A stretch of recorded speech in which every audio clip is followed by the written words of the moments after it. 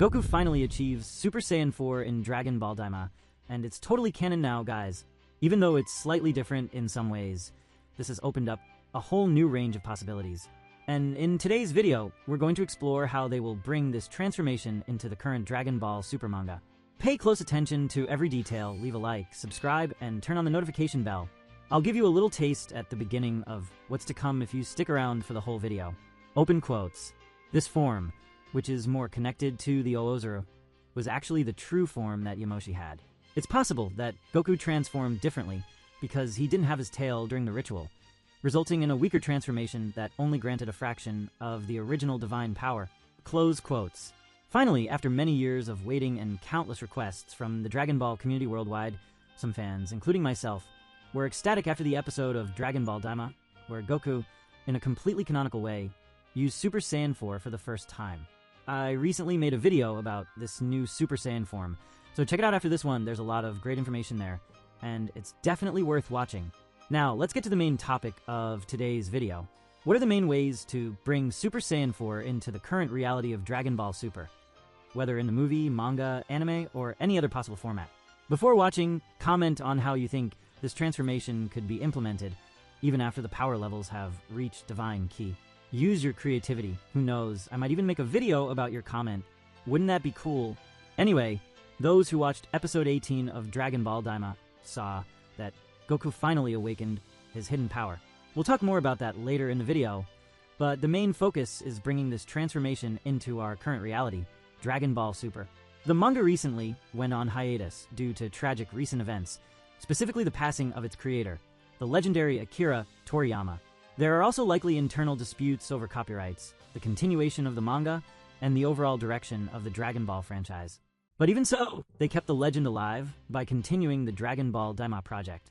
Although some things might cause a bit of confusion, they can be overlooked or even used later in Dragon Ball Super itself. New enemies could emerge from this, shaping the future of Super. The first way to introduce Super Saiyan 4 in Dragon Ball Super, starting with the manga, could be through an arc about Zalama. Just like Neva, who triggered Goku's transformation as a child, this awakening could have happened only because Neva had a certain level of power, and perhaps this couldn't be replicated if they were adults. But who is more powerful than Neva among the Namekians? We can't put Piccolo at this level, because even after fusing with Kami, he is still just a warrior. However, Zalama is a different case. He created the Super Dragon Balls, so he certainly has the power for such a feat. Zalama, also known as Zarama in the original Japanese, is a major figure in the Dragon Ball universe, created by Akira Toriyama. He is the dragon god who created the Super Dragon Balls, which are far larger and more powerful than the traditional Dragon Balls. These Super Dragon Balls are scattered across the multiverse, and when gathered, they summon Super Shenlong, a divine dragon capable of granting almost any wish. This immense power was demonstrated after the Tournament of Power. One of the most notable wishes granted by Super Shenlong, who was summoned using the Super Dragon Balls, was Zeno's wish to restore all the universes that had been erased during the tournament. This wish brought back to existence all the beings and planets from the destroyed universes. So, if an arc were created where the Z warriors encountered Zalama, this transformation could become a reality. They might even create a parallel with Neva, triggering Goku's memory of that moment. This could be a flashback from Dragon Ball Daima used within Dragon Ball Super, or perhaps even a movie to introduce something bigger in the manga. Zalama is not a Namekian, but a being far more powerful and ancient, likely transcending most divine entities in the Dragon Ball universe. His creation of the Super Dragon Balls suggests he possesses knowledge and power beyond ordinary comprehension, even greater than the gods of destruction and angels. While the traditional Dragon Balls were indeed created by the Namekians, the Super Dragon Balls are an exception, as they were created by the dragon god Zalama. The Namekians, or the inhabitants of planet Namek, are mainly divided into two clans, the Dragon Clan and the Warrior Clan. The Dragon Clan consists of those with mystical and magical abilities, including the power to create Dragon Balls, such as Dend and Kami. They also possess healing abilities and are generally more spiritual and wise. On the other hand, the Warrior Clan consists of physically strong Namekians skilled in combat, like Piccolo and Nail. They excel in battle and have great fighting power, serving as Namek's defenders.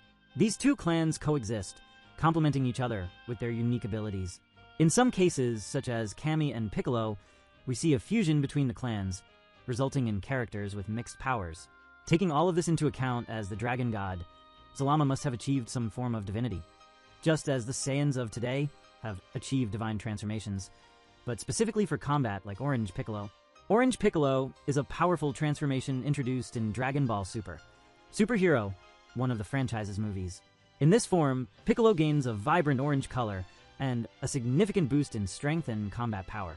To achieve this transformation, Piccolo seeks to enhance his abilities to protect Earth from growing threats. He turns to Shenlong and makes a specific wish to unlock his hidden potential. The result is this new form, which not only alters his appearance, but also dramatically increases his physical and energy-based abilities. Perhaps Zalama, in some way, discovered how to unlock his hidden power, becoming so strong that he was able to create Super Shenlong.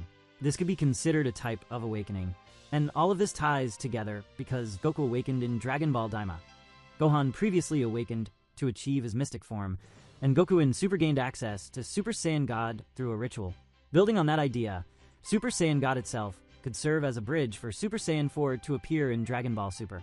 And then there's Yamoshi. Yamoshi is a legendary figure in the Dragon Ball universe, first mentioned by Akira Toriyama, the series creator.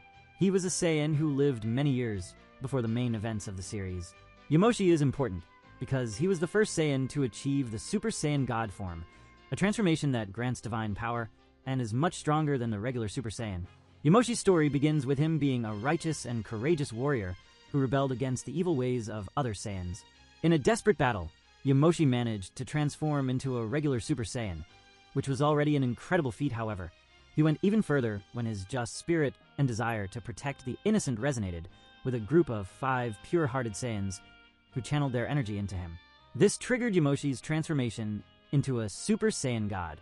This transformation was intense but brief, leaving a lasting impact on Saiyan history. Yamoshi's power in his divine form was so immense that he was able to take on many powerful enemies. However, despite his overwhelming strength, Yamoshi was ultimately defeated, and his legend was passed down through generations. The story of Yamoshi is significant because it introduces the concept of the Super Saiyan God, which would later be crucial for Goku and Vegeta. When Goku and his friends learn about the ritual to transform into a Super Saiyan God, they are essentially following in Yamoshi's footsteps, invoking divine power through the energy of 5 Saiyans with pure hearts. Goku also used this ritual and finally achieved the Super Saiyan God form, with red hair and red ki. Vegeta also attained this form afterward, and both eventually reached the Super Saiyan Blue transformation. A detail before continuing here is that in Dragon Ball Daima, after awakening, Goku's ki became similar to that of Super Saiyan Blue, and his hair, different from the Super Saiyan foreseen in Dragon Ball GT, also turned red. It resembled Gogeta's fusion, or Goku's limit break form in Dragon Ball Heroes. But anyway, this is also necessary to get to the point I wanted to make. This red hair is the same as the original Super Saiyan God that first appeared in Dragon Ball Super. This suggests that the Saiyan awakening in Dragon Ball Daima was a divine awakening. Maybe this more Ozora-linked form was Yamoshi's true form, and Goku's transformation was different because he didn't have his tail during the ritual. This could have resulted in a weaker transformation, granting only part of the original divine power. That's why they became even stronger when using Super Saiyan Blue, the evolution form that Vegeta attained afterward, and now the Ultra Instinct and Ultra Ego forms, both derived from angels and gods of destruction. This implies that the true form is still to come. They don't necessarily need tails for it, but they must reach a limit where their bodies can truly withstand the power that is coming, the real power of an awakened Saiyan, which is the Super Saiyan 4 form. It's a crazy thing to think about, but when you stop and analyze it, it makes total sense. Here, we can draw a parallel with Gohan. Think about it. Gohan always had a limiter in his body. Every time he was about to awaken his powers, he would pass out, until he got stronger and gradually endured his awakening over the years. This eventually culminated in his mystic form. But why mystic form? It wouldn't make sense, right? Being a Saiyan, having Super Saiyan transformations, yet his power was dormant within him. It wasn't something granted during a ritual. So yes, Saiyans are connected to some form of divinity. Gohan's mystic form, also known as Ultimate Gohan or Gohan Ultimate, is a powerful transformation he attained during the Majin Buu saga in Dragon Ball Z. After the events with Majin Buu, Gohan trains with the Elder Kai, the Supreme Kai of the East. During this training, the Elder Kai unlocks Gohan's hidden potential through a special ceremony that requires Gohan to remain still for a long period, while the Elder Kai performs an unusual ritual, dancing and making gestures around Gohan. Although it seems strange and time-consuming, the ritual is highly effective. After completing the ritual, Gohan gains access to his hidden power without needing to transform into a Super Saiyan. This form allows him to use his full latent potential and combat power without the drawbacks of Super Saiyan transformations, such as excessive energy consumption. Visually, Gohan doesn't change much, but his eyes become sharper, and his aura becomes more powerful and concentrated. This form is crucial in the battle against Super Buu, as it allows Gohan to fight on equal footing with him. Even though he didn't continue training consistently after these events, Mystic Form represents the peak of Gohan's potential and one of the most powerful forms he has achieved. So, the Saiyans are preparing to endure their true awakening in their bodies. This could easily be introduced into the manga, with an arc where Vegeta visits planet Sadala. There, the legend of Yamoshi could be explored in greater depth. Who knows?